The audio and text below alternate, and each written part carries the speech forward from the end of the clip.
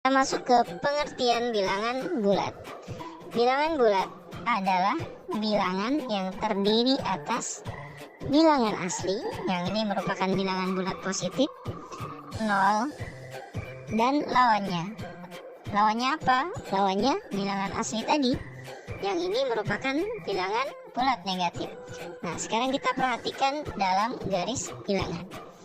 Yang tadi ada bilangan bulat positif, itu merupakan bilangan asli tadi ya, 1, 2, 3, 4, 5, dan seterusnya. Kemudian ada 0 dan juga bilangan bulat negatif, itu negatif 1, negatif 2, negatif 3, negatif 4, negatif 5, dan seterusnya. Nah, sekarang kita perhatikan lagi dalam garis bilangan. Bilangan bulat positif ini berada di sebelah kanan 0, sedangkan bilangan bulat negatif ini berada di sebelah kiri angka 0. Semakin ke kanan, ketika kita perhatikan ternyata nilainya semakin besar. Kita lihat nilainya semakin besar. 1, 2, 3, 4, 5. Sedangkan semakin ke kiri, ini nilainya semakin kecil. 5, 4, 3, 2, 1, 0, negatif 1, negatif 2, negatif 3, negatif 4, negatif 5, dan seterusnya.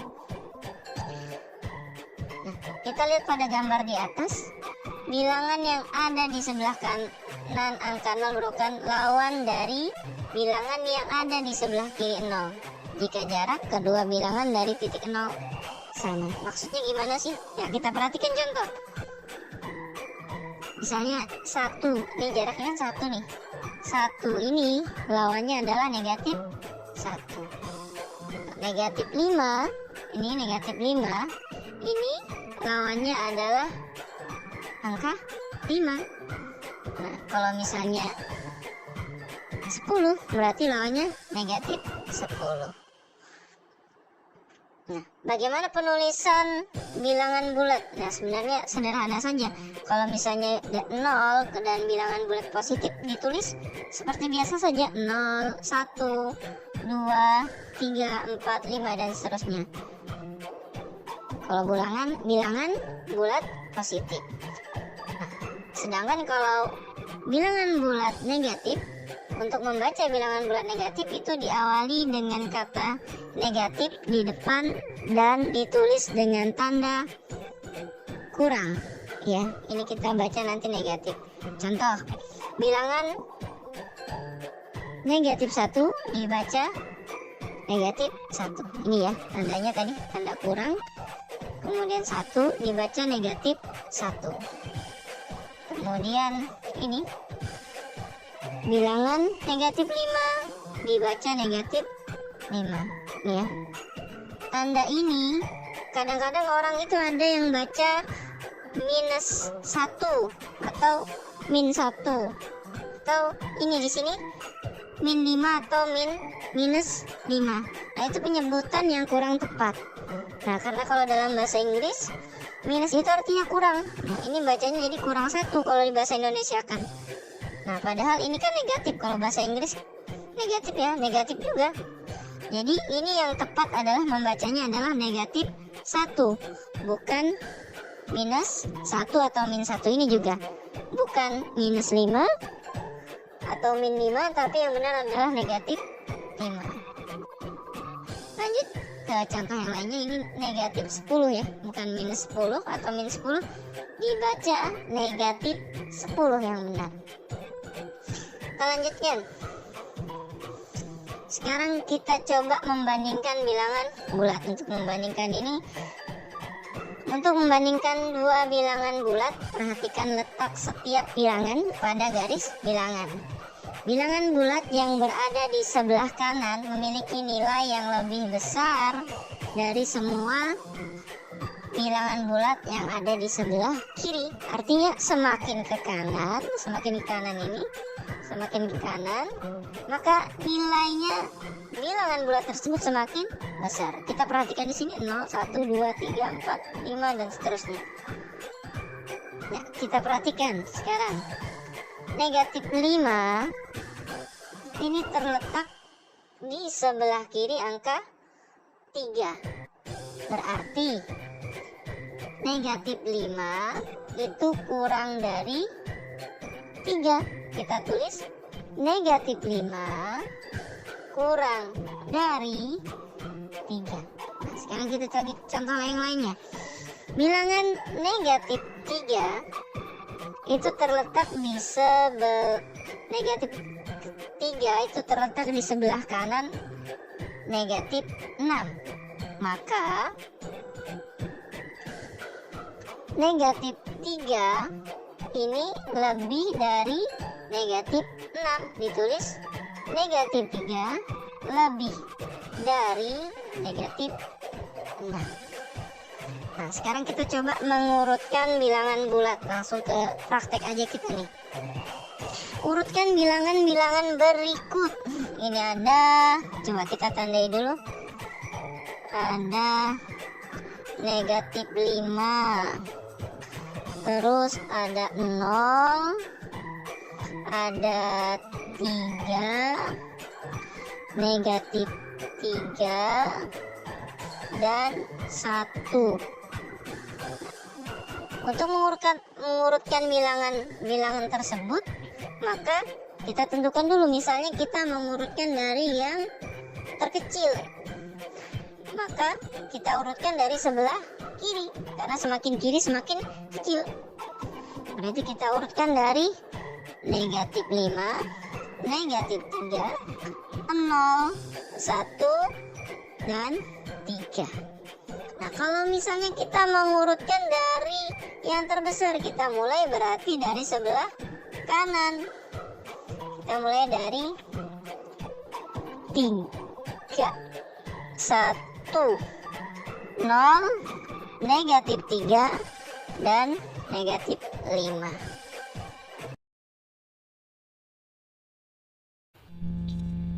Pertama, kita akan mengenal apa itu garis bilangan.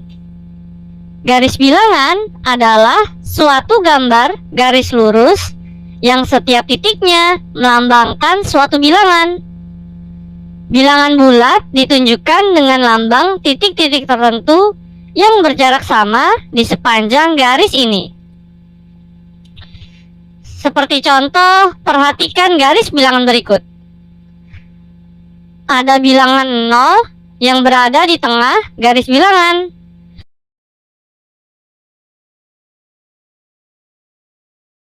Kemudian di sebelah kanan bilangan 0 terdapat bilangan bulat positif, dan di sebelah kiri bilangan 0 terdapat bilangan bulat negatif. Sekarang kita coba menuliskan bilangan bulat positif dan bilangan bulat negatif pada garis bilangan. Dimulai dari angka di sebelah kanan bilangan 0, yaitu 1, kemudian 2, 3, 4, 5, 6, 7, 8, 9. Pada contoh garis bilangan ini, kita hanya menuliskan bilangan bulat positif sampai dengan angka 9. Sekarang bilangan bulat negatif. Dimulai dari angka di sebelah kiri bilangan 0, yaitu min 1, min 2, min 3, min 4, min 5, min 6, min 7, min 8, dan min 9. Pada garis bilangan ini juga kita hanya menuliskan bilangan bulat negatif sampai dengan angka min 9. Tahukah kalian, bilangan bulat yang bernilai positif dinamakan bilangan asli. Kemudian Gabungan bilangan 0 dan bilangan asli dinamakan bilangan cacah. Contohnya, bilangan asli terdiri atas 1, 2, 3, 4, dan seterusnya. Sedangkan bilangan cacah terdiri atas 0, 1, 2, 3, 4, dan seterusnya. Sekarang kita akan belajar tentang operasi hitung pada garis bilangan.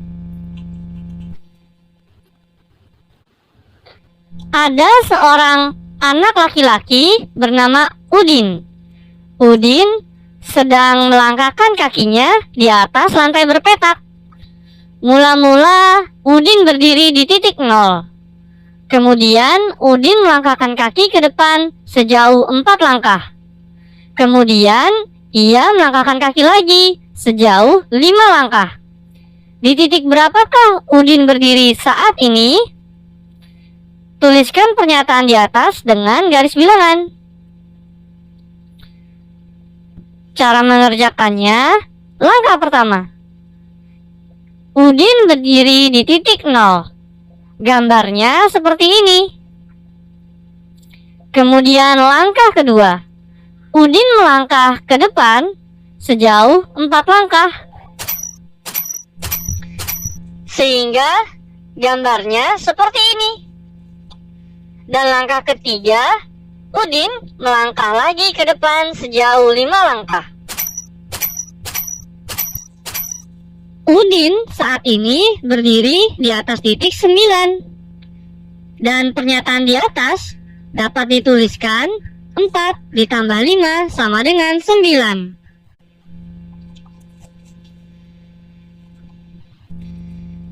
Tahukah kalian penjumlahan dan pengurangan pada garis bilangan mempunyai 4 sifat? Sifat yang pertama, operasi penjumlahan berarti menghadap pada arah yang tetap. Sifat yang kedua, operasi pengurangan berarti berbalik arah. Sifat yang ketiga, tanda positif berarti maju. Dan sifat yang keempat, tanda negatif berarti mundur.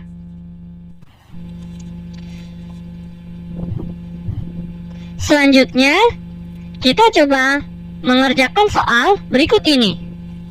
9 ditambah dalam kurung negatif 6 sama dengan titik-titik-titik. Cara mengerjakannya, langkah pertama.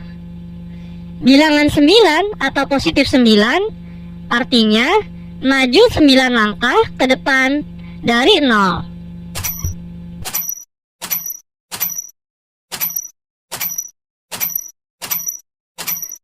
Gambarnya seperti ini.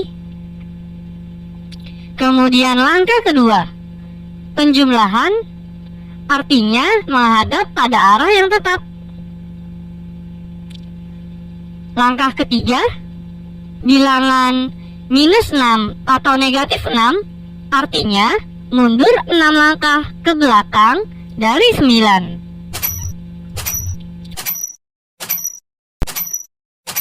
Jadi hasil 9 ditambah dalam kurung negatif 6 adalah 3. Soal berikutnya, dalam kurung minus 8 ditambah 4 sama dengan titik-titik-titik. Cara mengerjakannya, langkah pertama, bilangan minus 8 atau negatif 8 artinya bilangan tersebut mundur 8 langkah ke belakang dari 0.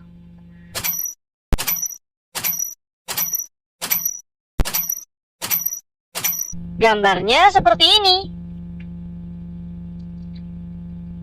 Langkah kedua, penjumlahan artinya menghadap pada arah yang tetap.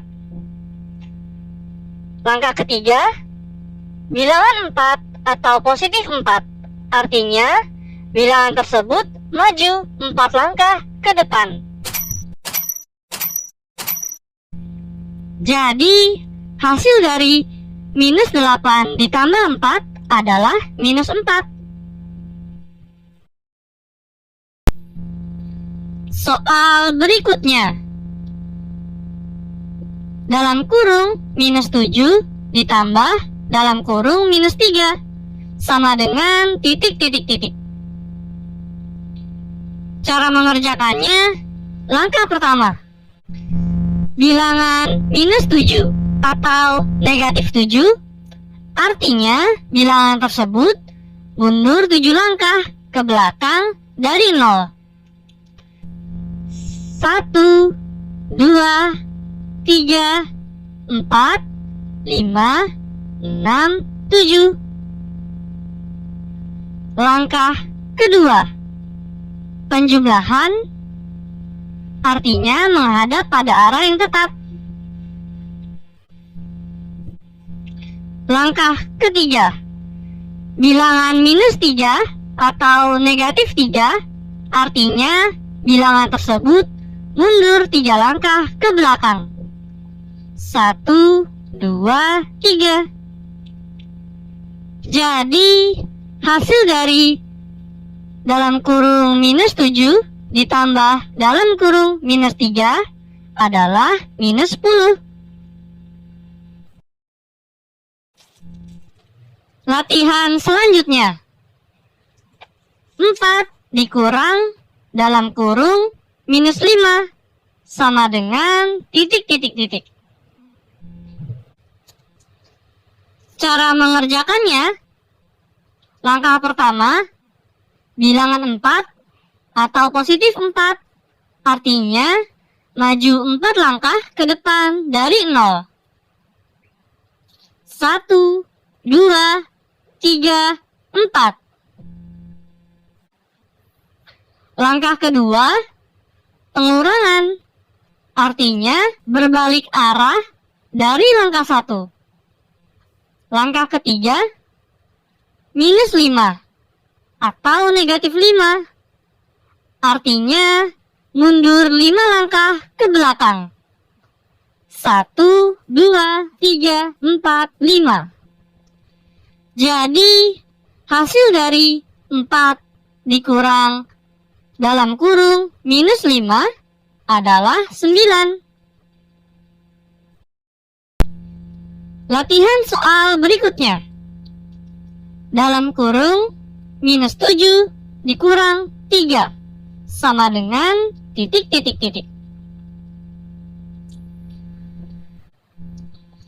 Cara mengerjakannya, langkah pertama, bilangan minus 7 atau negatif 7, artinya bilangan tersebut mundur 7 langkah ke belakang dari 0.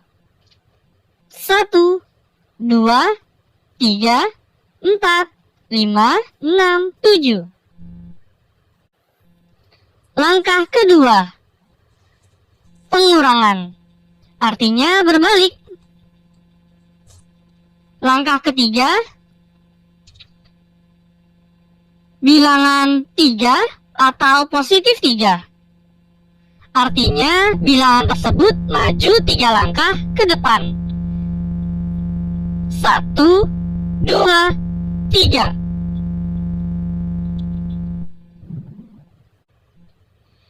Jadi hasil dari dalam kurung minus 7 dikurang 3 adalah minus 10.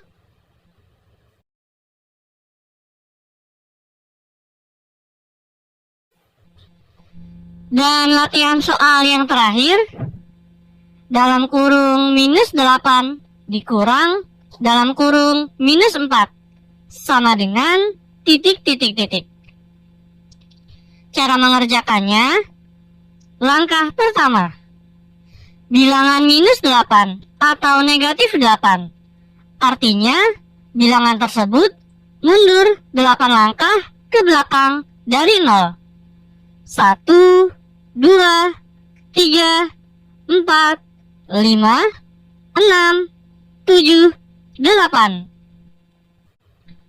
Langkah kedua, pengurangan, artinya berbalik. Dan langkah ketiga, bilangan minus 4 atau negatif 4, artinya mundur 4 langkah ke belakang. 1, 2, 3, 4. Jadi, hasil dari dalam kurung minus 8 dikurang dalam kurung minus 4 adalah minus 4.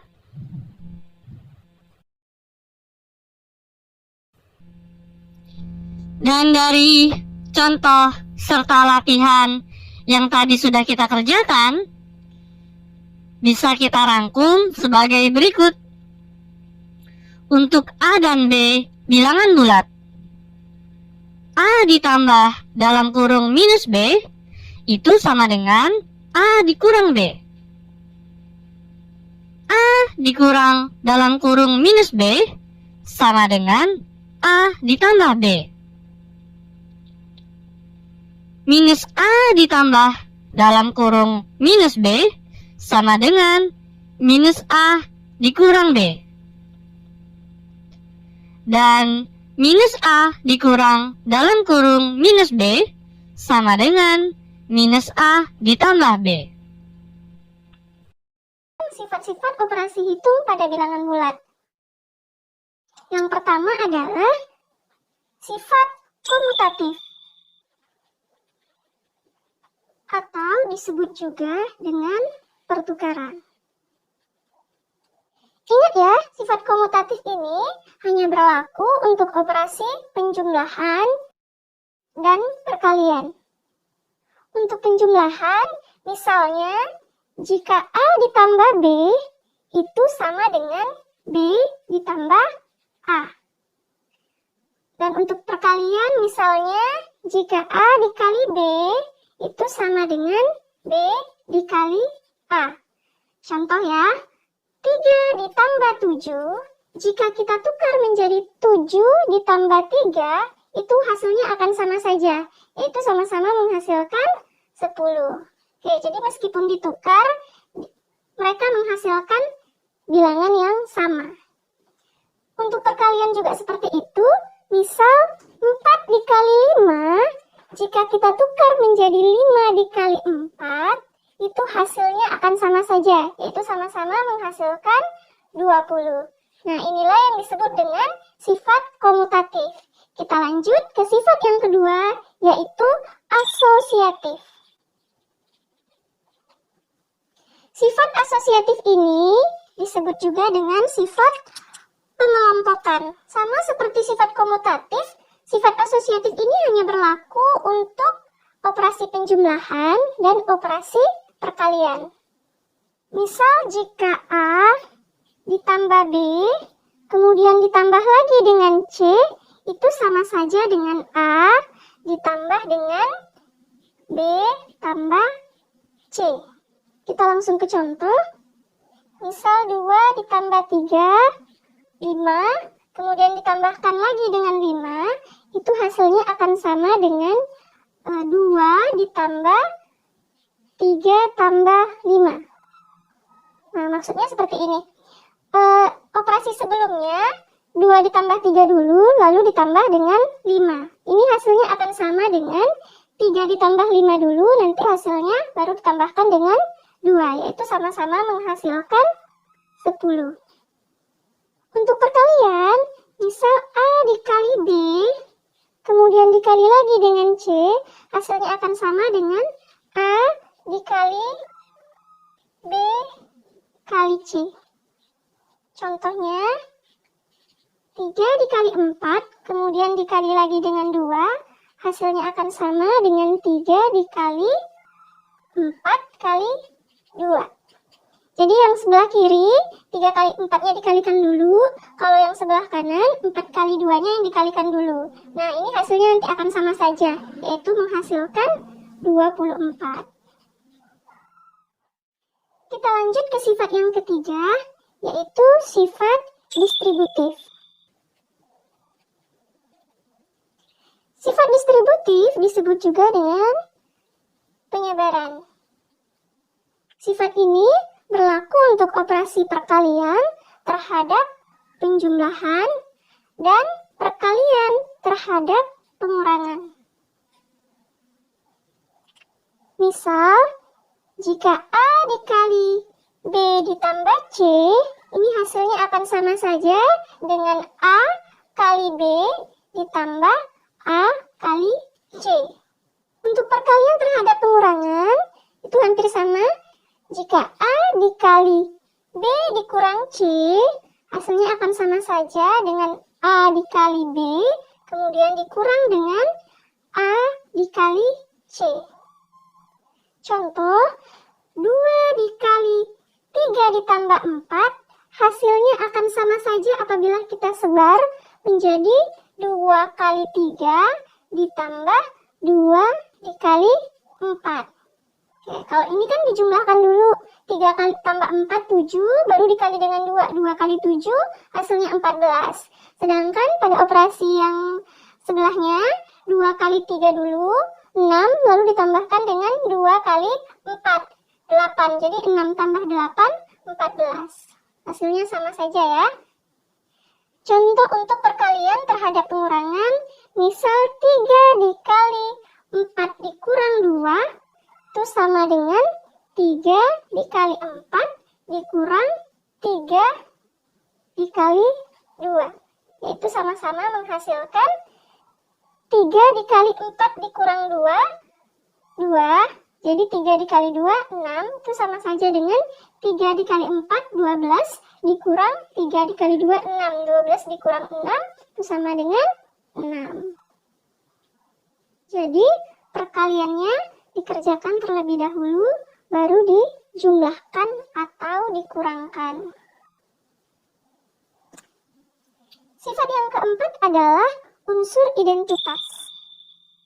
Untuk penjumlahan, unsur identitasnya adalah 0. Sedangkan untuk perkalian, unsur identitasnya adalah 1. Unsur identitas ini maksudnya adalah, misal untuk penjumlahan ya, jika angka A ditambahkan dengan 0, maka itu sama dengan 0 tambah A sama dengan A. Maksudnya seperti ini, berapapun bilangan yang ditambahkan dengan 0, itu hasilnya akan sama dengan bilangan itu sendiri.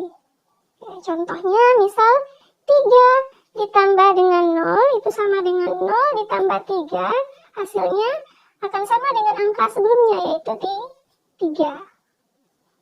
Untuk perkalian juga seperti itu, berapapun bilangan yang dikalikan dengan 1, itu akan menghasilkan bilangan itu sendiri. Jadi A dikali 1 sama dengan 1 dikali A sama dengan A. Untuk contoh, kita misalkan 3 dikali 1, itu akan sama dengan 1 kali 3, dan akan sama dengan 3.